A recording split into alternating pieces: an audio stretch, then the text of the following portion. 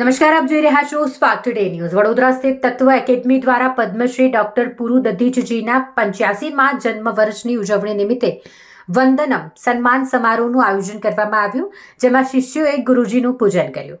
વડોદરાના સીસી મહેતા સભાગૃહ ખાતે તત્વ એકેડમી દ્વારા પદ્મશ્રી ડોક્ટર પુરુ દધીચજીના સન્માન સમારોહ યોજવામાં આવ્યો.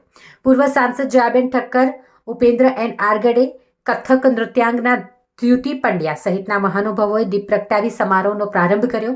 ત્યારબાદ પદ્મશ્રી ગુરુ ડોક્ટર પુરુ દધીચના 85મા જન્મદિવસ નિમિત્તે તેમનું પાદપૂજન કરી અભિવાદન કરવામાં આવ્યું. તત્વ એકેડમીના વિદ્યાર્થીઓ દ્વારા ગણેશ વંદના રજૂ કરવામાં આવી. ત્યારબાદ ઇન્દોરના નટવરી કથક નૃત્ય એકેડમીની વિદ્યાર્થીનીઓ દ્વારા 24 માત્રના અર્જુન તાડપરકર કથક નૃત્ય રજૂ કરાયું.